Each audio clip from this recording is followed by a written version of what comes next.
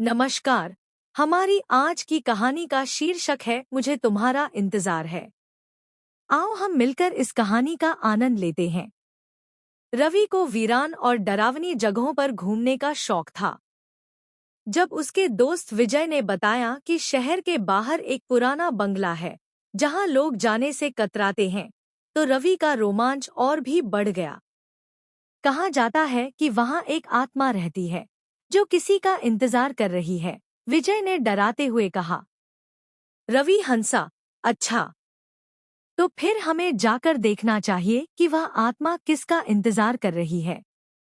रात के समय रवि अकेले ही उस बंगले की ओर निकल पड़ा।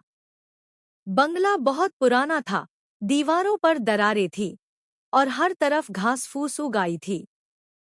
हवाओं के साथ सूखे पत्तों की सरसराहट और अजीब सी सड़ांध हवा में फैली थी। रवि ने हिम्मत जुटाकर बंगले का दरवाजा खोला। वह धीरे धीरे अंदर गया और टॉर्च की रोशनी में हर तरफ देखने लगा। दीवारों पर पुराने जमाने की तस्वीरें लटकी थीं और लकड़ी का फर्नीचर धूल से ढका हुआ था। जैसे ही वह हॉल से गुजरा, अचानक उसे ऐसा महसूस हुआ कि कोई उसे देख रहा है। उसने पलटकर देखा, लेकिन वहां कोई नहीं था। वह आगे बढ़ा और एक पुराने कमरे में पहुंचा, जहां एक झूला कुर्सी रखी थी। अचानक कुर्सी खुद ब खुद हिलने लगी। रवि का दिल जोर जोर से धड़कने लगा। तभी एक धीमी और कांपती हुई आवाज आई। तुम आ गए? रवि का खून जम गया। टॉर्च गिर पड़ी और चारों ओर घुप्पा अंधेरा छा गया। उसने घबराकर टॉर्च उठाई और रोशनी की तो देखा, उसके सामने एक धुंधली परछाई खड़ी थी। उसकी आंखें गहरी काली थी और चेहरे पर पीड़ा झलक रही थी। कौन हो तुम? रवि ने कांपती आवाज में पूछा।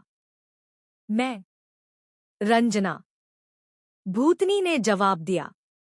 मेरा प्रेमी मुझसे मिलने आने वाला था, लेकिन वह कभी नहीं आया। मैं अब भी उसका इंतजार कर रही हूँ। रवि का सिर चकराने लगा। वह धीरे धीरे पीछे हटने लगा, लेकिन तभी दरवाजा जोर से बंद हो गया। वह चीख पड़ा, लेकिन उसकी आवाज बाहर तक नहीं गई। तुम भी मुझे छोड़कर नहीं जा सकते, भूतनी की आवाज कर्कश हो गई। रवि की हिम्मत जवाब देने लगी। वह जल्दी से पीछे मुड़ा और जैसे तैसे खिड़की से कूदकर भाग निकला। जब उसने पीछे मुड़कर देखा, तो बंगले की खिड़की से वही परछाई उसे घूर रही थी। इसके बाद रवि ने कभी वीरान जगहों पर जाने की हिम्मत नहीं की। बंगला अब भी वहीं खड़ा है और रंजना अब भी अपने प्रेमी के इंतजार में।